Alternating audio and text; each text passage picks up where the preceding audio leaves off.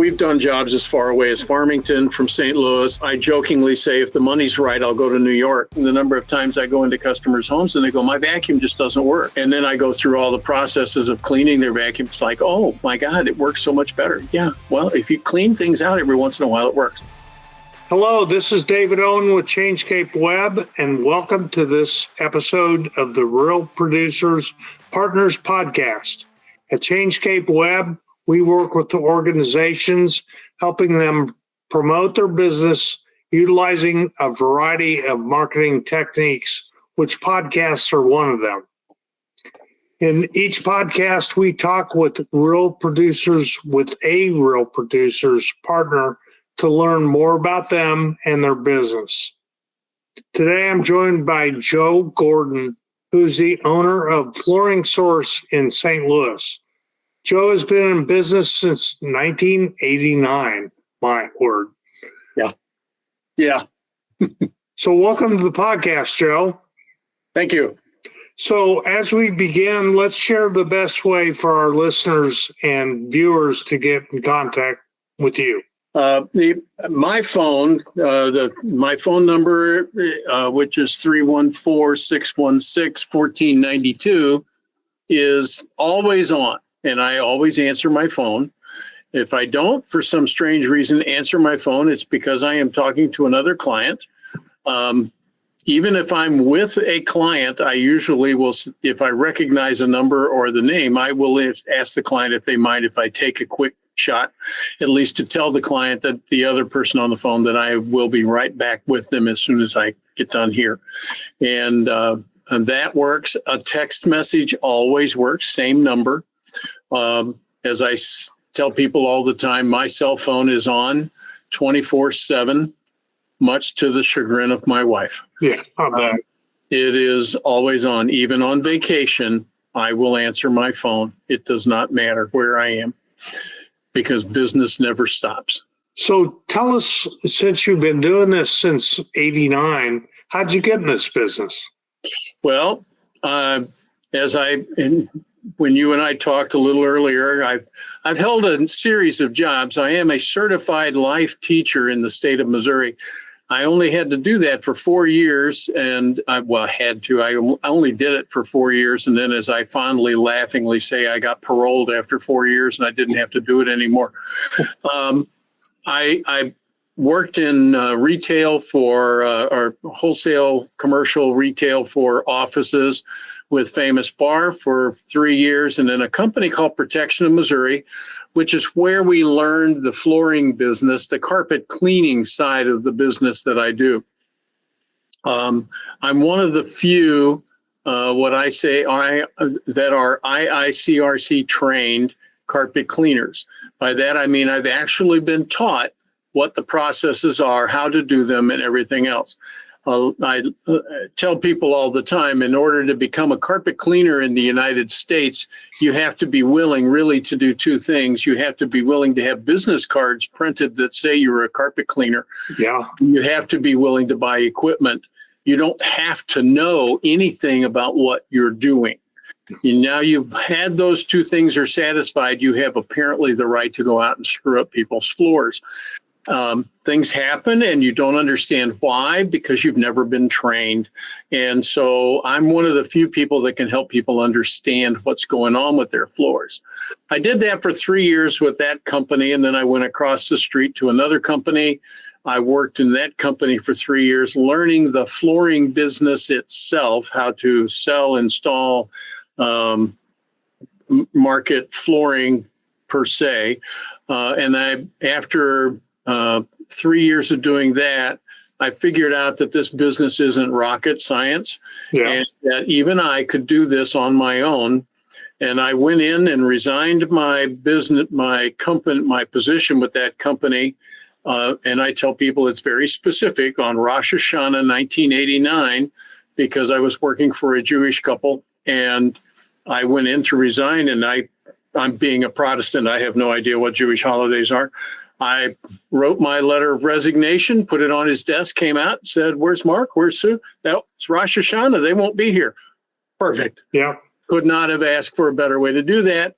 it took 34 years for us to speak again, even though we didn't leave on bad terms. He just never reached out to talk to me ever again.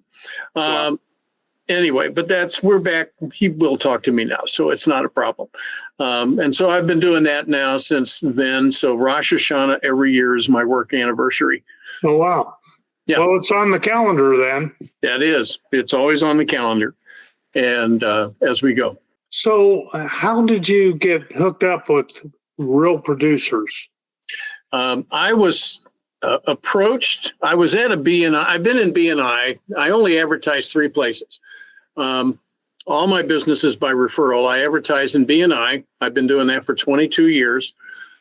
We meet on every Wednesday morning, 7 a.m. We're done at 8:45.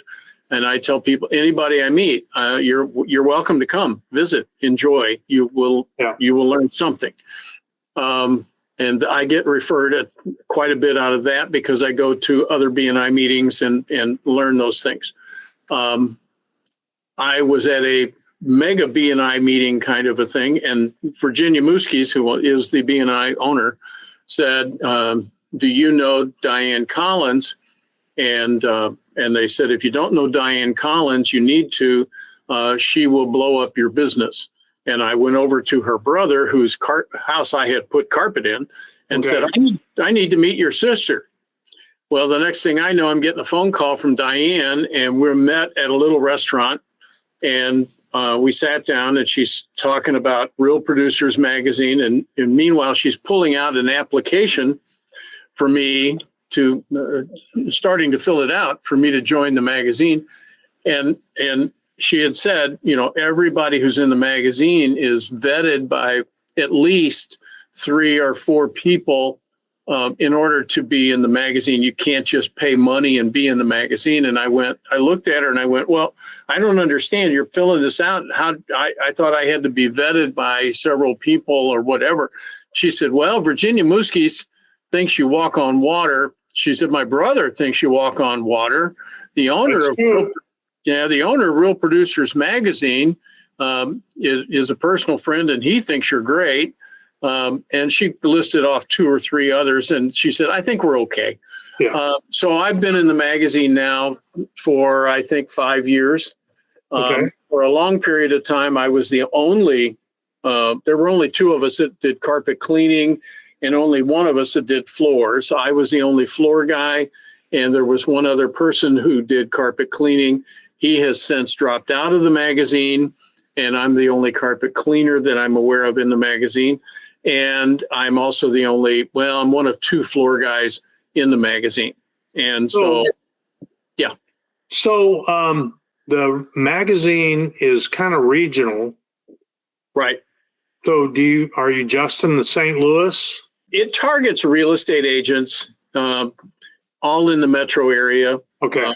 Which is fine. I mean, I do jobs because my guys will go, my installers will go, and I will as well. We've done jobs as far away as Farmington from St. Louis, we do Wentzville all the time. We go all the way to O'Fallon, Illinois, all of St. Charles, all of those kind of places. We're in all of those. I don't really, I jokingly say if the money's right, I'll go to New York. I don't really have an issue, but the money'd have to be really, really right for me to go to New York. That city's goofy. But that's my region is pretty much wherever you need me to be. I will find a way to get there. Or if I can't get there, I will find somebody because of my BNI network. I can find somebody in that neighborhood who can do what I do. Sure. And willing to do it. So okay. So talk a little bit about the services you provide and the training you got. Well, we do any and all kinds of flooring. It doesn't matter what it is. We have the capability of taking care of installing pre-finished hardwood floors. We have the capability to sand and refinish floors, stain, whatever that needs to be. We have the capability of selling and installing. I'm a direct dealer with Mohawk, so anything Mohawk sells, any of their divisions, I can buy direct, whether it's Verizon, whatever. We take care of the luxury vinyl tiles, the plank products, all of those different types of flooring. We also, because I am a certified carpet cleaner, I'm the one who does the carpet cleaning. Real estate agents tend to like to utilize my service from the standpoint of carpet cleaning simply because I control the time frame. I can get there and take care of what needs to happen. I'm also, they like, with regard to flooring installation as well, simply because we're not 4, 5, 6, 7 weeks out like some of these guys are that are out there. The fastest I've ever done something is a real estate agent sent me a picture on a Wednesday at my BNI meeting and said, will this clean? And I said, no. He said, can you replace the room? It's 15 by 17. And I said, sure. And he said, we close on Monday. We did it. We got it done. The following Monday. Wow. Yeah, we got it done on Friday. The homeowner, we didn't overcharge the homeowner. We could have charged him anything we'd wanted because they needed to get closed. We didn't charge anything exorbitant. And the homeowner said something about it being a little bit pricey. And I went, you want to close on Monday or not? And we were able to get it done. He was okay with it. Generally speaking, it takes me 4 days. We had to get a carpet or a flooring into St. Louis. Sometimes I can get it here quicker. We're doing one right now that we ordered the carpet last Thursday. We ordered it last Friday morning. The carpet arrived yesterday. My guys have picked it up, or they're picking it up. We're putting it in today so that the owner of the house can leave for 2 weeks and go to Australia. And her mother will be able to utilize the room that we're putting carpet in to have the TV set up and be able to watch TV down in the basement for what she needs to do. And we're doing that for a restoration company, Paul Davis Restoration. I do the flooring work for those guys. What's the name again? The name of the company is Paul Davis Restoration. Okay. They were in BNI. They were in our BNI chapter, which is how I met the owners, and I are personal friends, Chris and Desiree. I'm not a big fan of working with franchise operations, and Paul Davis is a franchise operation, but Chris and Desiree did it the right way. They just bought all the franchises in St. Louis, so they don't have any of these territorial issues. Yeah. Like some guys do. And so we're able to take care of those things for them. I've done work for them as far away as Farmington, and I've done work for them I've done a couple of jobs in Farmington actually for them. And we've done work out in Wentzville. We've done a job in Columbia, Missouri. So we're not opposed to traveling to do certain things as we go. The training I've gone through with the IICRC, it's for flooring, for carpet cleaning, is two-day courses. So it's 4 days where they teach you the types of fibers, how they clean, what to look for, what will happen if this fiber gets wet, what happens with this fiber, how can you test to tell what fiber it is, all that kind of stuff if you need to. Generally speaking, I've taken both courses for them, so I've been to 4 days of training for that.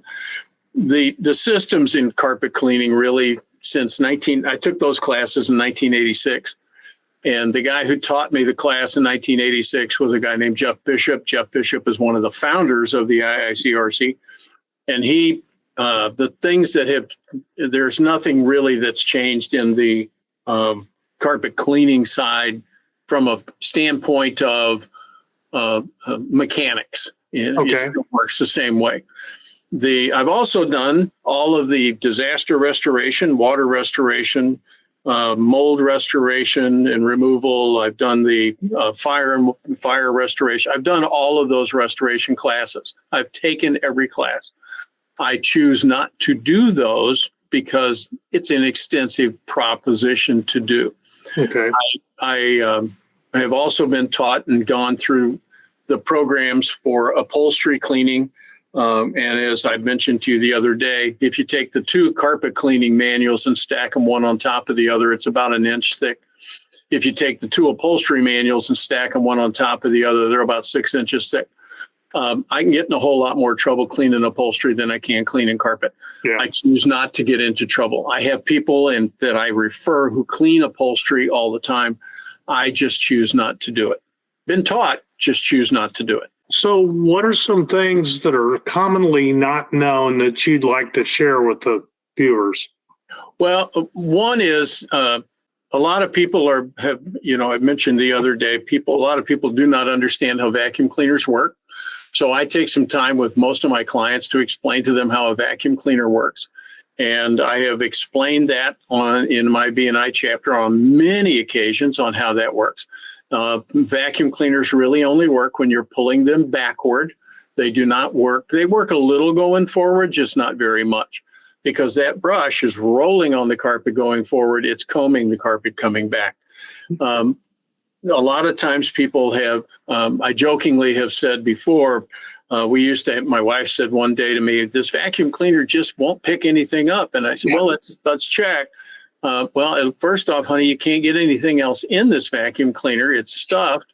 And second, the hose is clogged. So let's unclog the hose and empty everything out. And let's see if it works a little bit better. It's amazing. And I joke that way about my wife. And she gets offended every time when she hears it. It's okay. She's used to it, right? Yeah, she's used to me. After 49 years, she's used to me. Yeah. But I say that to customers all the time, and it's amazing the number of times I go into customers' homes and they go, my vacuum just doesn't work. And I go, show me your vacuum. And I look at their vacuum and I'm like, and then I go through all the processes of cleaning their vacuum and taking care of stuff. And then I'm like, oh my God, it works so much better. Yeah. Well, if you clean things out every once in a while, it works. Yeah.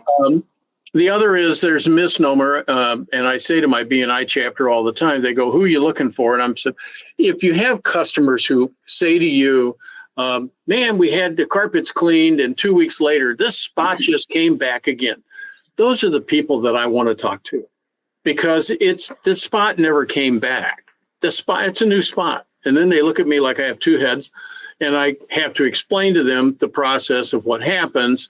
And then I go, you had a truck mount system come through and and they go, yeah, we did. And I explain how the guy did what he did and why he did it. And this is why you're having what you're having. As I say to people, because I'm still a teacher, I teach every day to people. I just teach people things they want to learn. They want to learn how this stuff works. I don't have to force some 12-year-old to learn something that they really could care two hoots about. Yeah. And so that's kind of it. So I still teach. I don't miss teaching from that standpoint. So, and the other is it always amazes me. Jeff Bishop always said, carpet cleaning is a 5-step process. You have to think about it like your washing machine. You knock all the loose dirt off, i.e. vacuum, because 86% of what falls on your carpet isn't even cleanable. It has to be vacuumed out. It must be vacuumed out. You cannot. Otherwise, you're trying to move wet sand. Then you pre-apply all of your cleaner to the carpet.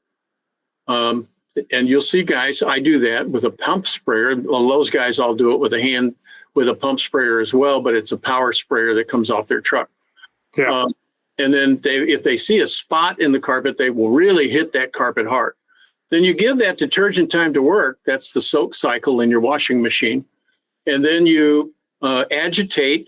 That's the wand part that they're doing back and forth. In my case, I use a buffer that does a bonnet system that does same thing. And you want to use the hottest water you possibly can. And then you want to rinse everything out. That's the rinse cycle in your washing machine. In the case of truck mount units, a lot of these guys, they do not carry a vacuum cleaner on their truck. So that's 20% of the job that is not being done because they are not vacuuming the carpet. Then they will pre-spray the carpet, good for you guys. And they will hit more on those spots. And then they will go out into their truck and they have a mixing tank on their truck and they will put more detergent in the mixing tank. So now they are squirting detergent and sucking detergent and squirting detergent and sucking detergent. So we have now omitted 20% because we are not rinsing anything out of the carpet. And because of the residue that's left behind, those that detergent's doing what it's supposed to do. It's sucking the dust out of the air. It's cleaning the bottoms of your shoes, the bottoms of your dog's feet and stuff. And that area will reappear dark and dirty again within about a week and a half to 2 weeks. Wow. I've said to customers, oh, you've got that? Yeah, well, here, let me show you. And you take a paper towel, get it wet with hot water, dab that spot right in the center, maybe 4 inches around, and I create a bullseye in the center. And I go, now I can go away and be gone for a month, and that bullseye will be there for a month. It will never go away because I just rinsed out all the stuff that was left behind. Okay. There is there are people out there who tout dry cleaning of carpets. And Jeff Bishop used to laugh because he goes, if you're going to dry clean the carpets, there's only 2 companies who do that. One is called Host and the other is called Capture. Host uses sawdust. You have to have something to carry your product into the floor. So they use sawdust to soak their product, and then they put that on the floor, and then they have a machine that runs over the floor and blah, blah, blah, blah, and agitates and agitates and agitates. And then they vacuum and vacuum and vacuum. And then they tell you before they leave, you need to continue to vacuum for several more days because the cleaner we put down there will continue to clean your carpets. Loose translation, I put so much crap in your carpet, I can't get it all out. Yeah. And you need to keep vacuuming to get it all out. I had a client who had a member of their BNI chapter, was a Host dealer. He had cleaned her offices. I cleaned her offices for 3 years. I was still vacuuming sawdust out of her carpet 3 years after this guy had quit cleaning her carpet. Wow. That's And amazing. well, the thing that always gets you is you go, okay, Jeff would go, here's the technical definition of soil. Soil is anything that is foreign to the makeup of the carpet. I've not found one carpet yet that is made that uses sawdust to make the carpet. Yeah. So in Host case, they're saying we're going to clean your carpet by throwing soil on your carpet, and that's going to clean the carpet. It just doesn't make any sense to me. The other Capture uses bleached corn cob husks. And again, I have yet to find a carpet that is made out of corn cob husks. Although I will say in a caveat, Mohawk did make one for a while. Oh, wow. With a corn base to it somehow. I do not know. The only reason I know that is I sold it to the corn growers of Missouri home offices here out in Wildwood or in Chesterfield Valley. We put it all in there. Okay. And so, but again, even Capture is saying we're going to clean your carpet by throwing dirt on your carpet. It just doesn't add up. It just doesn't make any sense. And I use so little detergent with my products for what I do that there's, people are like, well, what if some of yours is left behind? I said, well, first, mine starts out as a powder. We dissolve it in water. So when the water evaporates, it goes back to being a powder again. And you can vacuum that out of your carpet without any trouble. Yeah. But if you watch me mix my tank, you saw how little detergent I actually put in there. And they're like, yeah, it didn't look like much. I said, the purpose of the detergent, only purpose really, is to make your water wetter. Again, two heads. A two-head look. If you remember science class, if you could fill the water glass, you could get the water, a quarter of an inch above the rim of the glass. Yeah. You pour it slowly. Yeah. And then if you took some soap, some detergent of some sort, and you just touch the top, boom, it'd go off. That's making the water wetter. It's breaking the surface tension of the water. That's really the purpose of the detergent as it goes. Nothing more, nothing less. I have a system where I give people a list of things and I give them a form and I say, here, follow these rules. You can take care of about 90% of the spots that you're going to get on your carpet without me. If you can't get a spot out of your carpet or you need something beside that powdered Tide that I'm telling you need, you need 1-800 call Joe. I'll come and take care of it. And they're okay. So that's, those are the kind of things. I have people who ask me all the time, do I need to buy a really expensive vacuum cleaner? No, you do not. Walmart sells a Bissell vacuum cleaner for about $90, including tax. Works just fine. I used it for about 5 years before I bought the two expensive vacuum cleaners that I have now. But I would go through about one a year, and I would have to buy a new one. And now I don't go through one a year. I just have mine fixed every year. But most people aren't going to spend $3,000 to buy a vacuum cleaner. And I bought two. So there you go. So what are some other things you'd like people to know about you and the goals for your business? I always laugh. I say, I'm 74 years old and I'm still working. People are like, oh, aren't you going to retire? My wife will tell you, I can't sit in the evening and watch TV. It's just, I'm always up trying to do something. I don't adjust well to doing nothing.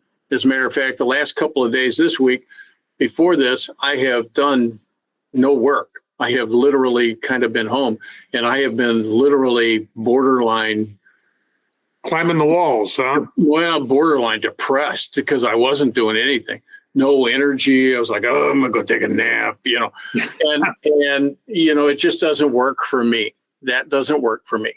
The cleaning carpet keeps me moving, keeps me mobile. I can sell carpet. I can sell floors until the day I die. That doesn't take any effort on my part. I don't do the physical stuff. I do the physical stuff with cleaning.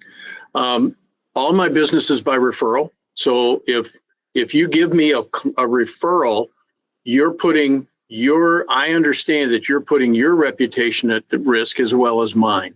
Sure. If I don't do what I'm supposed to do, then your reputation is soiled as well as mine is soiled. And right. I don't need that. I was at there's a guy, Mark Breimer, who holds these mega BNI meetings where they're just mega one-to-one type sessions. Yeah.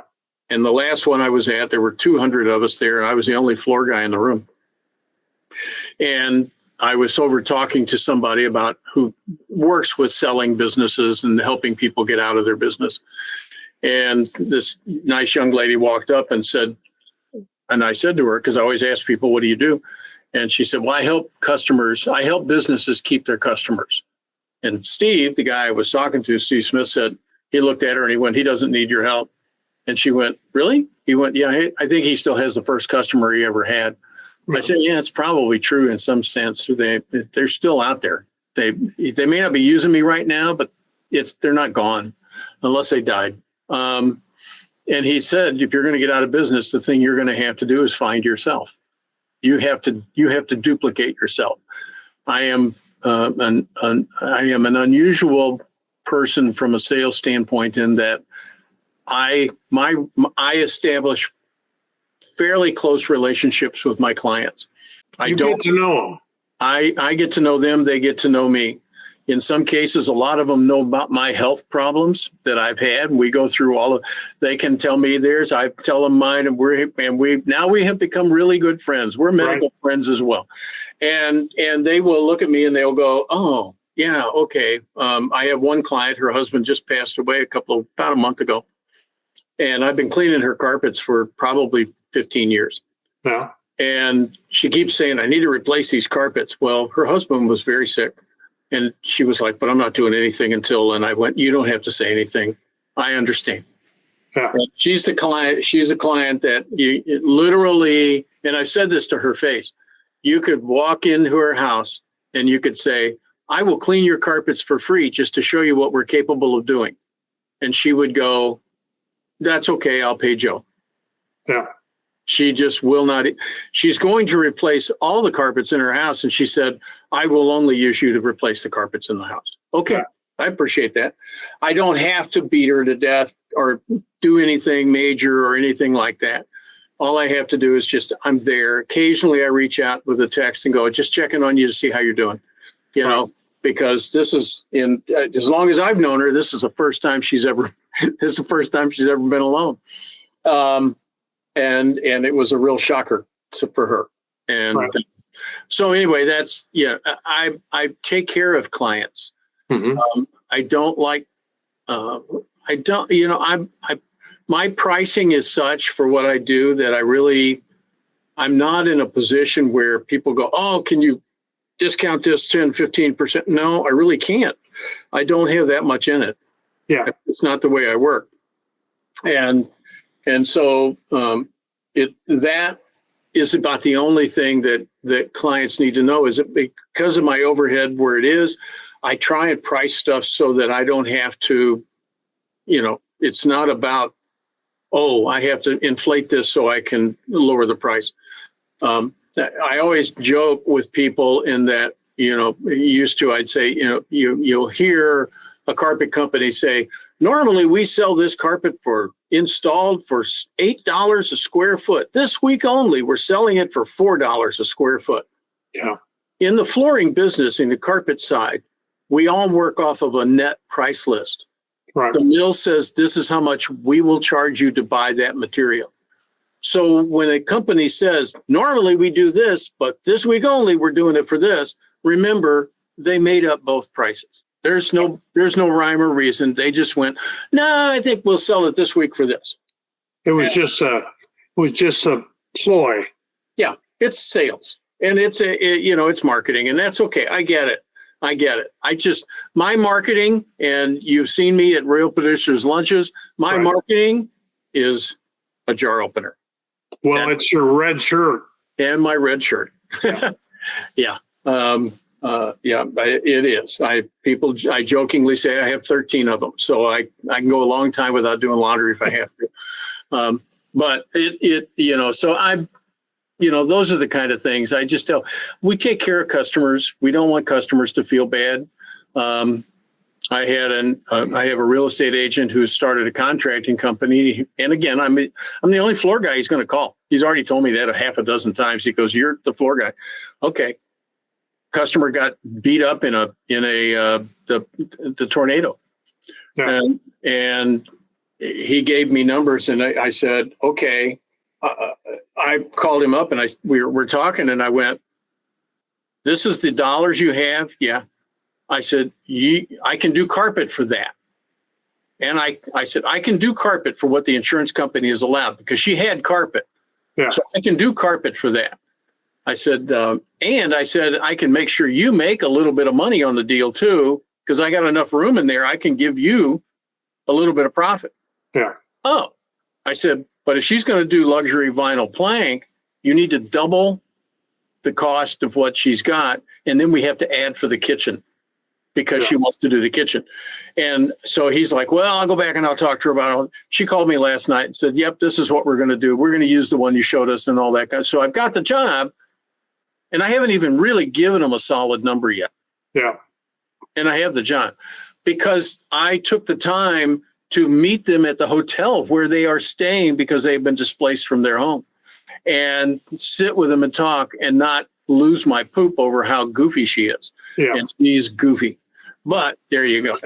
No, she said that to me. She goes, I'm particular. I wanted to say, yes, you are, know. Tell me something I didn't already know.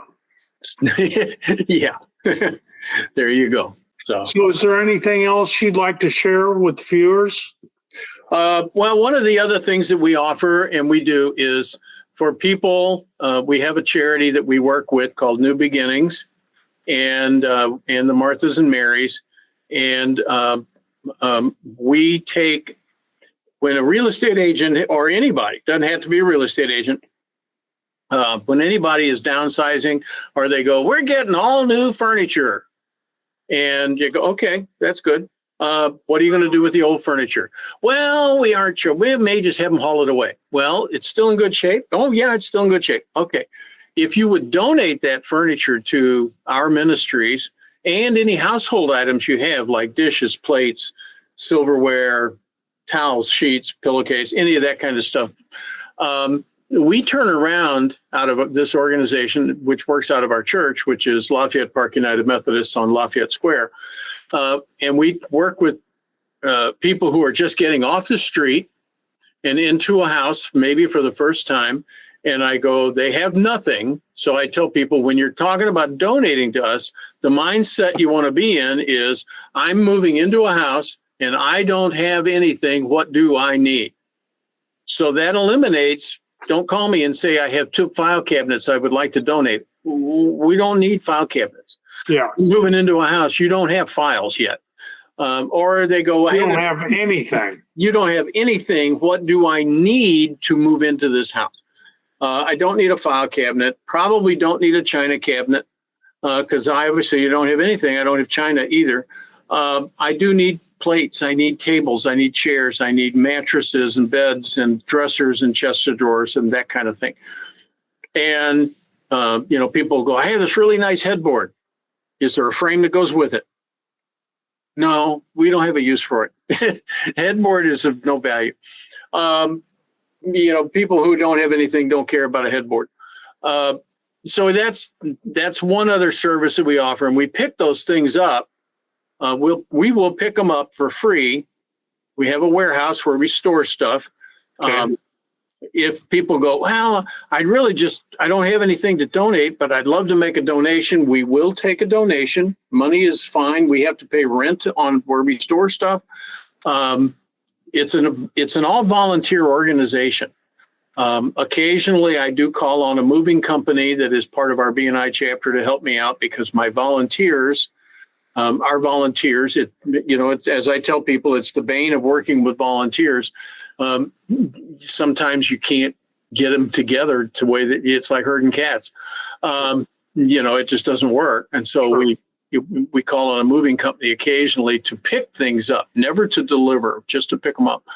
And the moving company is New Day Moving, and any business that they can give to New Day Moving is great because they have been very gracious to me and my organization and not sending us bills when we pick things up.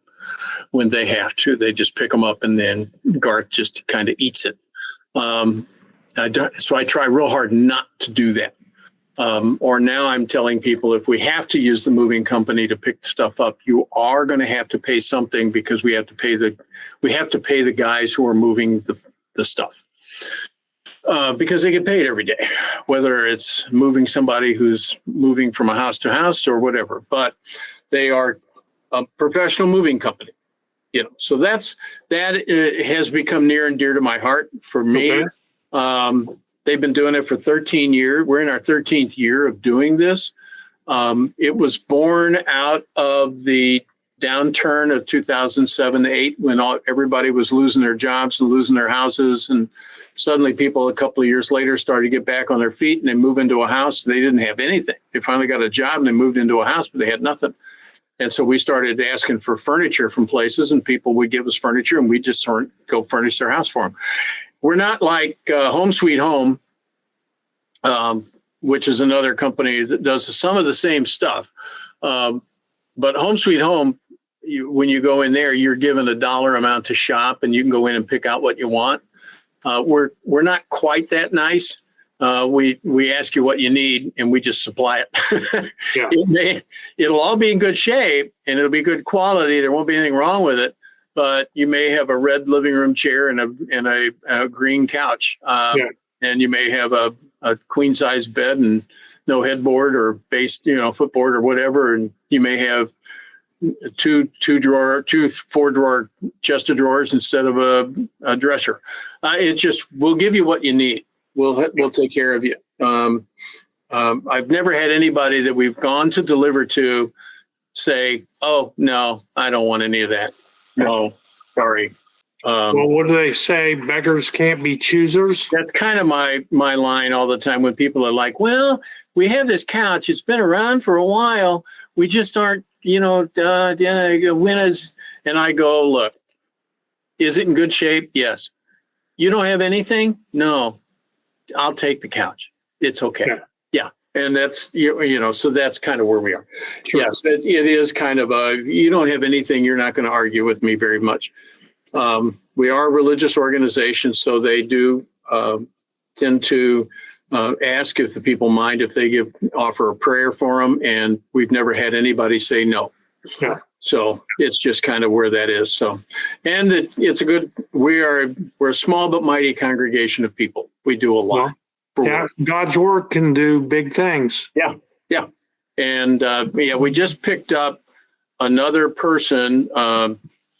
It's Home Sweet Home Rentals.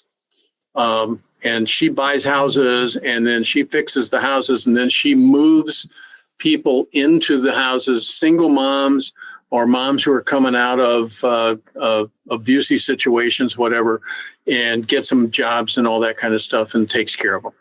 Okay. So, Great. Yeah. So we've been talking for about 30 minutes. Probably ought to end right now, but I really appreciate your time. And I've learned a lot just talking to you.